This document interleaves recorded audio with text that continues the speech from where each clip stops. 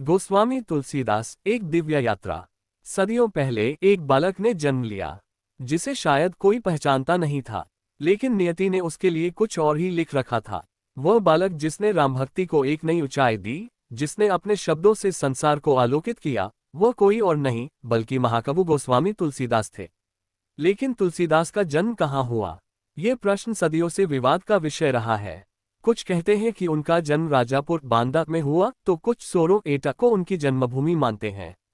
15वीं शताब्दी के भारत में सावन मास की शुक्ल सप्तमी को एक ब्राह्मण परिवार में एक बालक ने जन्म लिया, किंतु जन्म के कुछ समय बाद ही माता पिता ने उन्हें त्याग दिया।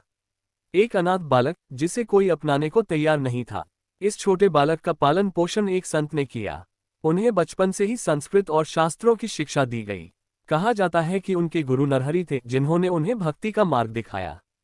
एक आश्रम में तुलसीदास को गुरु से शिक्षा प्राप्त करते हुए दिखाया जाता है। तुलसीदास ने अपनी प्रतिभा और समर्पण से गुरु को प्रभावित किया और धीरे धीरे वे एक महान संत और कवि बन गए। तुलसीदास ने केवल एक काव्य रचना नहीं की, उन्होंने भारतीय भक्ति आंदोलन को नया जीवन दिया। रामचरितमानस उनकी सबसे बड़ी कृति है, जिसे आज भी हर घर में श्रद्धा से पढ़ा जाता है। एक व्यक्ति रामचरितमानस का पाठ कर रहा है, मंदिर में श्रद्धालु प्रार्थना कर रहे हैं। इस ग्रंथ में तुलसीदास ने भगवान राम के जीवन को सरल और भावनात्मक भाषा में प्रस्तुत किया, जिससे आम जनता भी इसे आसानी से समझ सके। तुलसीदास सिर्फ एक कवि नहीं थे, वे समाज सुधारक भी थे।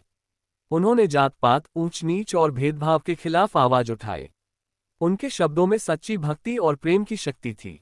किसी बुजुर्ग संत को तुलसीदास की चौपाइयां सुनाते हुए दिखाया जाता है।